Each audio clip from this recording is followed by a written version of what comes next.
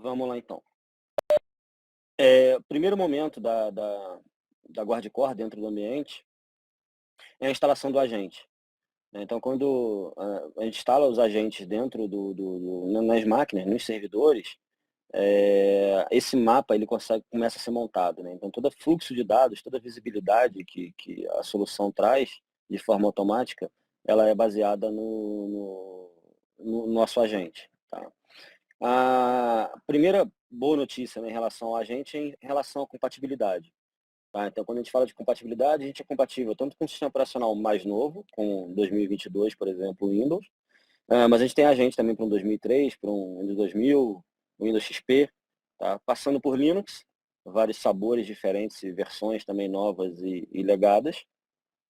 Descendo mais um pouquinho aqui, toda a parte de container, né, então de Kubernetes. Então, seja na nuvem, seja on-premise, tem Kubernetes, a gente é compatível. E por último, a parte de Unix, né, HPUX, Solaris, AIX e FreeBSD. Então, para todos esses sistemas operacionais, nós temos agentes compatíveis que podem ser instalados no ambiente. A segunda boa notícia sobre o agente é em relação à performance, né, ele consome no máximo 2% de CPU e memória da máquina, então não consome mais do que isso. Geralmente consome menos, ele não consome mais do que 2% de CPU e memória. E a terceira ótima notícia em relação aos agentes é que não preciso parar a máquina, parar a aplicação de vocês para nada, não preciso rebootar o servidor para nada, né. Então a nossa solução, ela não requer qualquer tipo de downtime dentro do ambiente, tá. Então voltando, uma vez que você instala os agentes nas máquinas, esse mapa de comunicação, ele começa a ser montado, tá. Todo o fluxo de dados, ele fica armazenado por 60 dias dentro da console. Então se você precisar voltar no tempo, olhar um período para trás, do que aconteceu dentro da sua rede, você consegue. Bem como você consegue filtrar esse mapa por N filtros diferentes. Então eu quero saber por uma porta específica, uma aplicação específica, a gente consegue filtrar esse mapa também, tá. Bom, mais do que mostrar somente camada 4, eu vou filtrar uma máquina aqui para ficar mais fácil a visualização. Então, mais do que mostrar somente, né, a comunicação em camada 4, se a gente expandir a máquina, eu consigo saber exatamente qual foi o processo que fez uma determinada comunicação dentro do data center, tá. Então aqui eu sei que o Tomcat, ele se comunicou com o MongoDB dessa outra máquina. Se eu clicar no fluxo de dados, eu sei quantas vezes isso aconteceu num período de tempo. Se eu clico no processo, eu sei o nome do processo, eu sei o caminho dele na máquina, o PID, o hash, o usuário, eu sei a linha de comando que foi executada para essa comunicação de rede acontecer. Então, quando a gente fala de visibilidade, dar visibilidade sobre o ambiente, a gente está falando de dar uma visibilidade muito profunda, que é realmente como é que os processos do seu ambiente, né, do seu data center, se comunicam entre eles. Vou tirar o filtro aqui, vamos voltar para aquele nosso mapa original. Bacana. Então, a primeira fase é a instalação do agente, esse mapa começa a ser montado.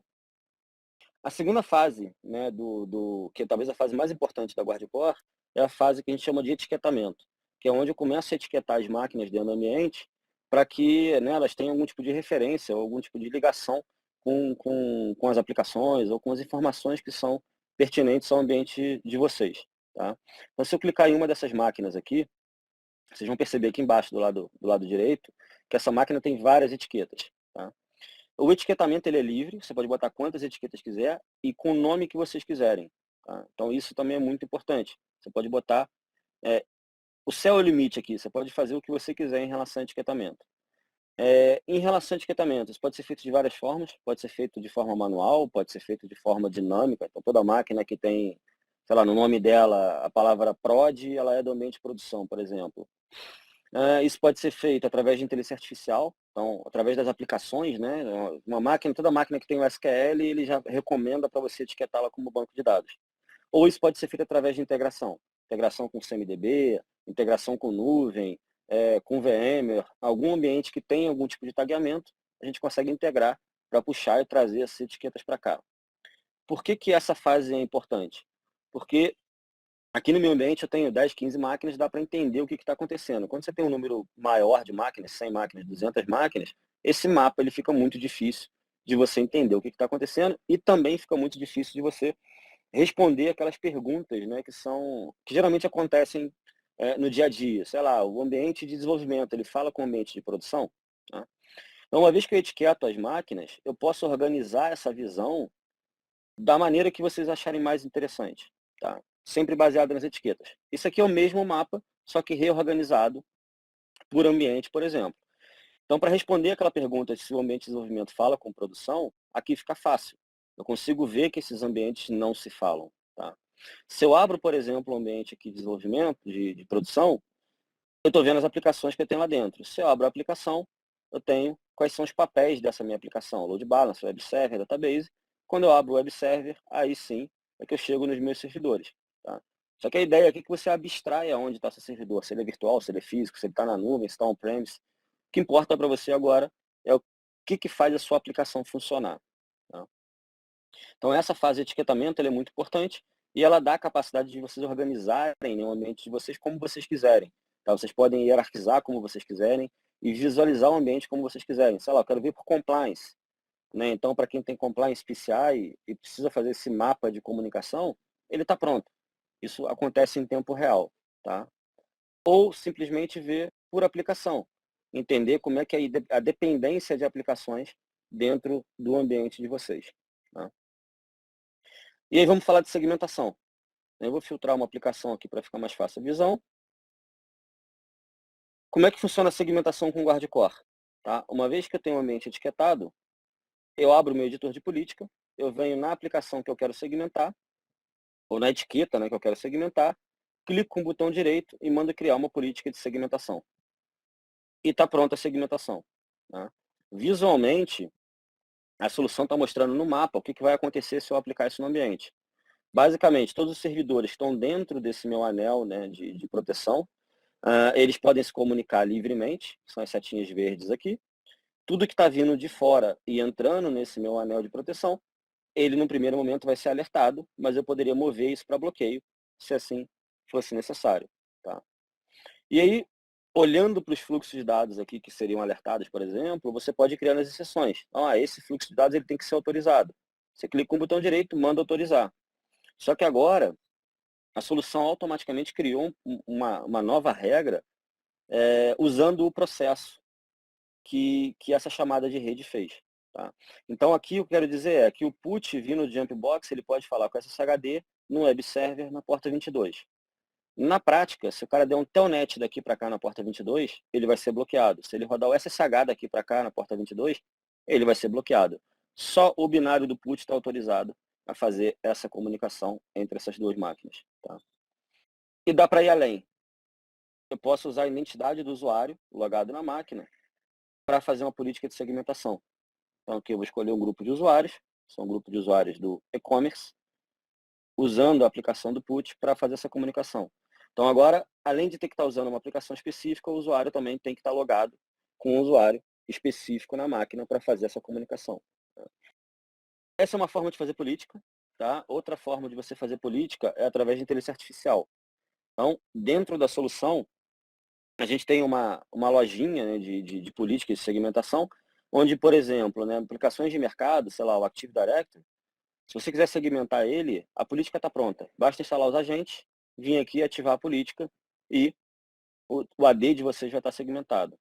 Mas vamos imaginar uma aplicação que é desconhecida, você não sabe como ela funciona, não sabe como é, que é o comportamento dela dentro da sua rede. Então a gente tem um modelo aqui de ring fence, que é o mesmo modelo que eu mostrei lá atrás, tá? Só que aqui é um pouco diferente. Aqui eu vou escolher qual a aplicação, né, qual a etiqueta que eu quero segmentar. Eu vou falar para a solução que eu quero incluir os processos.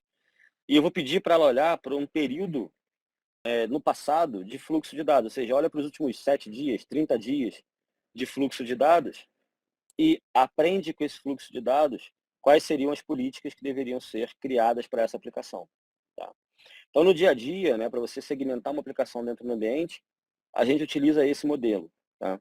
Então, nesse momento, a solução está lendo esses fluxos de dados e em alguns segundos ela vai apresentar para a gente quais seriam as políticas e está aí. Essas são as políticas, ou seja, tudo que aconteceu nos últimos 7 dias de fluxo de entrada e saída no nível do processo, tá? Quais seriam as políticas recomendadas para você aplicar no seu ambiente. Você pode aplicar isso sem medo, porque tudo que não está autorizado, num primeiro momento vai ser alertado.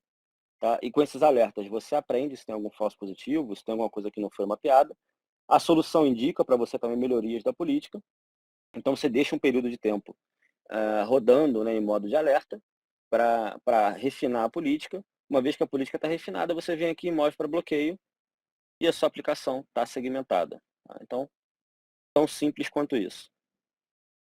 Além disso, deixa eu pegar um outro exemplo aqui, nós temos um serviço de deception, né, de honeypot dentro da plataforma. Então, toda vez que tiver uma política, né, de bloqueio associada, ou seja, você bloqueou, dando um exemplo aqui, né, você bloqueou a comunicação de SSH dentro do seu ambiente e alguém tentou fazer essa comunicação SSH, além de eu bloquear, matar a conexão, eu vou desviar, eu vou apresentar uma máquina falsa para o atacante, para o que quer que seja, e vou desviar o tráfego desse atacante para essa máquina falsa. Tá? Então, nessa máquina falsa, eu deixo ele logar, e tudo que ele fizer dentro dessa máquina falsa, desse honeypot, eu vou gravar. Então, todo comando que ele executar, arquivo, processo, chamada de rede, credenciais que ele utilizar nesse meu ambiente falso, eu vou gravar aqui para quê? Para que você possa entender, né, qual seria o comportamento desse atacante dentro do teu ambiente, caso a sua máquina não tivesse protegida. Tá? Muita gente pergunta aqui nesse momento se tem que fazer alguma coisa dentro do ambiente. Não tem que fazer nada, você não tem que subir nada dentro do ambiente de vocês, isso fica tudo na nuvem. Tá? Então isso é muito importante. Isso aqui é um processo automático que a plataforma faz. O Insight ele permite que você consulte qualquer tipo de informação da máquina. Informação de BIOS, uptime, espaço em disco, usuários que pertencem ao grupo de domínio de local admin, enfim, qualquer tipo de informação que você queira perguntar para a máquina, o Insight te dá essa capacidade. É uma linguagem aberta de mercado chamada OS Query. Tá? Então, basicamente, o que a gente fez foi pegar o OS Query e colocar dentro do nosso agente. Tá? Nós temos uma lojinha aqui que tem alguns exemplos de queries para serem executadas, mas a gente usa muito essa funcionalidade para vulnerabilidade. Tá? Então, por exemplo, aqui o Log4j. Né? Quando saiu o Log4Shell, o primeiro passo que os clientes, né, os usuários, os clientes tinham que fazer era identificar dentro do ambiente quais máquinas tinham o binário do Log4j. Tá? E isso é doloroso. Né? Com essa funcionalidade, bastava copiar essa query e rodar, que o agente ia pesquisar na máquina se existia o binário do Log4j e, caso existisse, ele ia trazer essa informação para a console. Tá? Vou pegar um outro exemplo aqui para mostrar em funcionamento de SMBv1, que também é uma vulnerabilidade no Windows. Então, copiei lá, colei. Eu vou escolher qual sistema operacional eu quero rodar, só na máquina Windows. E nesse momento, o agente está pegando, né, essa query e vai rodar isso dentro do ambiente. Tá? Isso pode ser schedulado, pessoal. Então, você consegue schedular essa query para rodar de tempos em tempos. Tá? Mas por que isso aqui é legal e é importante dentro da ferramenta? Que uma vez que você tenha o resultado, né, das máquinas que atendem uma query que você fez, você pode etiquetar essas máquinas. Eu posso vir aqui e colocar nessas máquinas aqui uma etiqueta qualquer, e aí quando eu volto no meu mapa, eu consigo agora filtrar pela etiqueta. Tá? E aí, expandindo a etiqueta, eu tenho aqui uma visão da superfície de ataque agora. Então, quando a gente pensa em vulnerabilidade, né, o mais difícil da vulnerabilidade em si é identificar o tamanho da superfície de ataque. Aqui eu estou mostrando para vocês qual é o tamanho da superfície de ataque. Né, quais são as máquinas, de quem que elas recebem comunicação, quem fala com a internet, quem recebe comunicação na internet, como é que elas interagem entre si. Então, além, né, de você ter essa visão de superfície de ataque e poder priorizar a correção dessas máquinas baseada nisso, você também pode usar essa etiqueta para fazer uma regra onde, por exemplo, você pode chegar aqui e falar, deixa eu abrir aqui o editor de política, eu quero segmentar esse meu ambiente aqui para que nenhum tipo de comunicação, né, que entre nesse meu anel aconteça. Ou, no caso da SMB, né, toda comunicação que venha de fora para dentro na 445, eu quero bloquear. Tá? Então, é tão fácil quanto isso para reduzir também a superfície de ataque dentro de um ambiente.